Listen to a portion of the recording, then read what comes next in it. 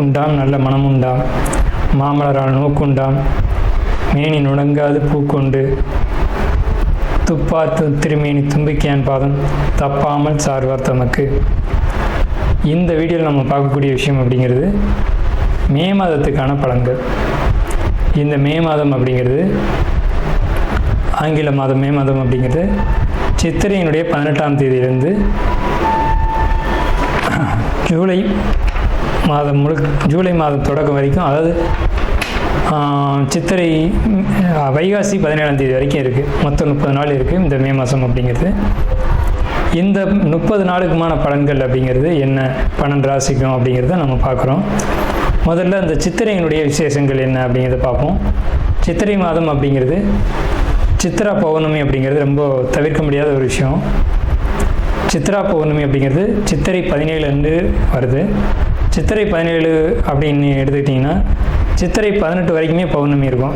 சித்திரை 18 தான் மே மாதத்தினுடைய முதல் நாள். அப்போ இந்த மே மாதம் தொடங்கிறது சித்ரா பௌர்ணமியில் தான் தொடங்குது. ஸோ இந்த மே மாதம் மிகுந்த சிறப்பு வாய்ந்த மாதம் அப்படிங்கிறத நம்ம தெரிஞ்சுக்கணும். இந்த மாதத்தினுடைய கிரக நிலைகள் அப்படிங்கிறது ரொம்ப ரொம்ப ரொம்ப விசேஷமாக இருக்குது. என்ன விசேஷமாக இருக்குது அப்படின்னு கேட்டிங்கன்னா, மேஷத்தில் வழக்கம் போல் எல்லா சித்திரை மாதத்திலும் சூரியன் உச்சமாக தான் இருப்பார். ஆனால் இந்த வருடம் மட்டும் செவ்வாய் ஆட்சி பலம் கொண்டு அதே வீட்டில் இருக்கார். அதே மாதிரி ரிஷபத்தில் புதனும் சுக்கிரனும் 2 நட்பு கிரகங்களும் இணைஞ்சு ஒரு அற்புதமான ஒரு நிலையில், சிம்மத்தில் கேது, அடுத்த நிலையில் பார்த்திங்கன்னா மிதுனத்தில் குரு, அவர் இந்த மாதத்தில் கடகத்தை நோக்கி பயணிப்பார். அதே மாதிரி கும்பத்தில் ராகு, மீனத்தில் சனி.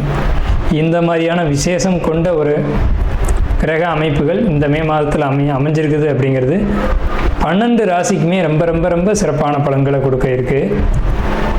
என்ன அப்படின்னு கேட்டிங்கன்னா, 2 சுப கிரகங்கள் அதாவது ஒரு சுப ராசியில், ரிஷபம் அப்படின்றது விசேஷமான ராசி, அங்கே புதனும் சுக்கிரனும் இணைஞ்ச மாதிரி ஒரு மாதம் பிறக்குது அப்படின்னாலே அது விசேஷம்தான்.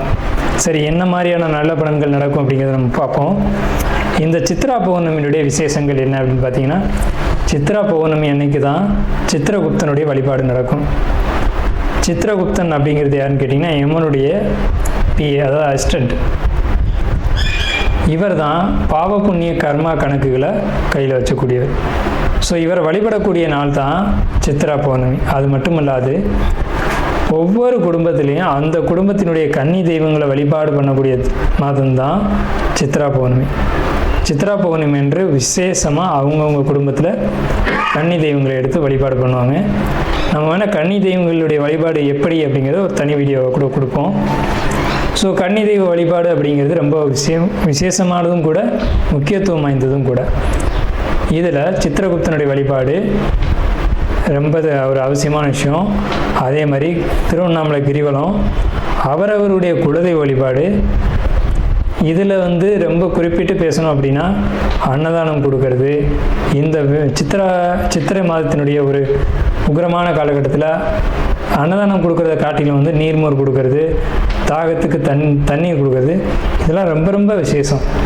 ஸோ அவங்க வயிறு குளிர்றது போல், மனம் குளிர்றது போல் உங்களுக்கு கர்மா தீர்க்கப்படும் அப்படிங்கிறது முக்கியமான விசேஷம். ஸோ இது முக்கியமான விஷயம். அதே மாதிரி இந்த சித்திரை மாதத்தில் கத்திரி வெயில் அப்படிங்கிறது மே மாதம் 4ஆம் தேதி அன்னைக்கு மே 28 வரைக்கும் இருக்கும். இந்த 25 நாட்களும் மக்கள் அதிகப்படியாக யாரும் வெளியில் வராமலும் சில விஷயங்களை தவிர்த்துக்கவும் வேணும். சிம்ம ராசி அன்பர்களுக்கு மே மாத பலன்கள்.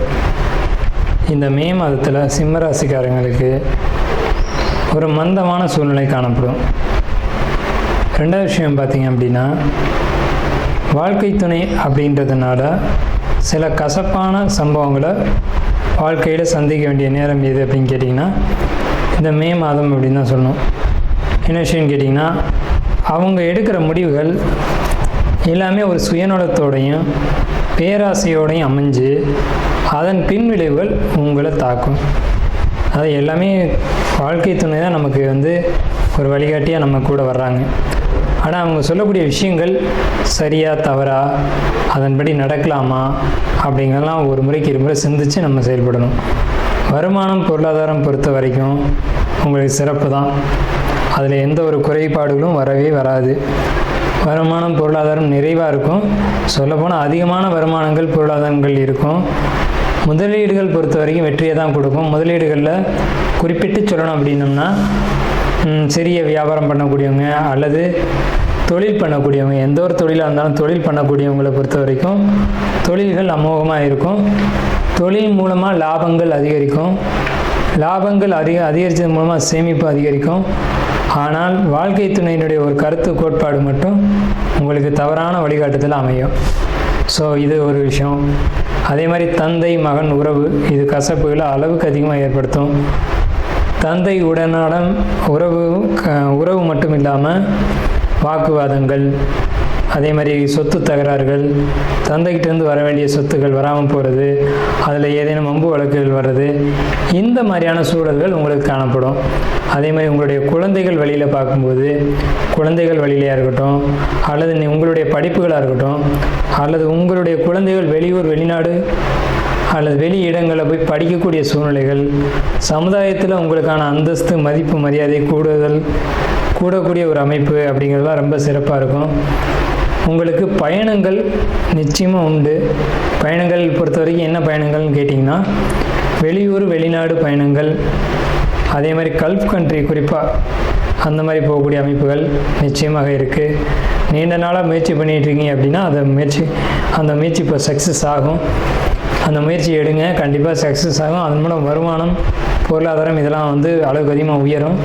குறிப்பாக ஐடி துறை சம்மந்தப்பட்டு நீங்கள் ட்ரை பண்ணீங்க அப்படின்னா அது நிச்சயமாக நல்லாயிருக்கும். இயந்திரம், கட்டுமானம், பொறியியல் இது சம்மந்தப்பட்டவங்களுக்கு ரொம்ப சிறப்பாக இருக்குது. இது சார்ந்து நீங்கள் ஜாபோ தொழிலோ இது மாதிரி தேடினீங்க அப்படின்னா, அதுவும் வெளியூர் வெளிநாடு சம்மந்தப்பட்டு தேடினீங்க அப்படின்னா நிச்சயமான முறையில் அது உங்களுக்கு ஒரு வெற்றியை கொடுக்க தான் செய்யும். அதில் ஒரு இடர்பாடுகள் அப்படிங்கிறது இல்லை. அதே சமயத்தில் உங்களுடைய கோபங்கள் அப்படிங்கிறத நீங்கள் குறைச்சிக்கணும். தலைக்கணம் அப்படிங்கிறத குறைச்சிக்கணும். நான் தான் பெரியவன் அப்படிங்கிற எண்ணங்கள் அதிகரிக்கும். எனக்கு கீழே தான் எல்லோரும் இருக்கணும் அப்படிங்கிற எண்ணங்கள் வரும். அந்த எண்ணங்கள் பொறுத்த வரைக்கும் உங்களை ஒரு உயரத்துக்கு கொண்டு போகாது தவிர உங்களுக்கு அது ஒரு கெடுதலான விஷயங்களை நிச்சயமாக கொடுக்கும். அப்படிங்கிறத மனசில் வச்சுக்கிட்டு நீங்கள் சரியான பாதையில் போகணும் அப்படின்னா, பொதுவாகவே சிம்மராசிக்காரங்க நேர்மையாகவும் நியாயமாகவும் நடந்தக்கூடியவங்க. மற்றவங்க கருத்துக்கு முக்கியத்துவம் கொடுக்காம உங்கள் மனசாட்சிப்படி நீங்கள் நடந்துக்கிட்டீங்கன்னாவே போதுமானது. ஸோ அதுதான் சிம்மராசிக்கு ரொம்ப முக்கியமான விஷயம். இந்த மே மாத காலகட்டத்தில் பார்த்தீங்க அப்படின்னா ரொம்ப எந்த ஒரு விஷயத்தையும் நுட்பமாக யோசிப்பீங்க, நுட்பமாக சிந்திப்பீங்க. அதன் மூலம் வெற்றி கிடைக்கும். உங்களுடைய மனசாட்சிப்படி நடப்பீங்க. அதுதான் நல்லது அப்படிங்கிற ஒரு அமைப்பு இந்த மாதத்தில் இருக்குது. மற்றபடி கிரக நிலைகள், மாத கிரகங்கள், வருட கிரகங்கள் அப்படின்னு பார்க்கும்போது கிரக நிலைகள் உங்களுக்கு சாதகமான ஒரு அமைப்பில் அமைஞ்சிருக்கு. அதை பயன்படுத்தி வாழ்த்தி அமைகிறோம்.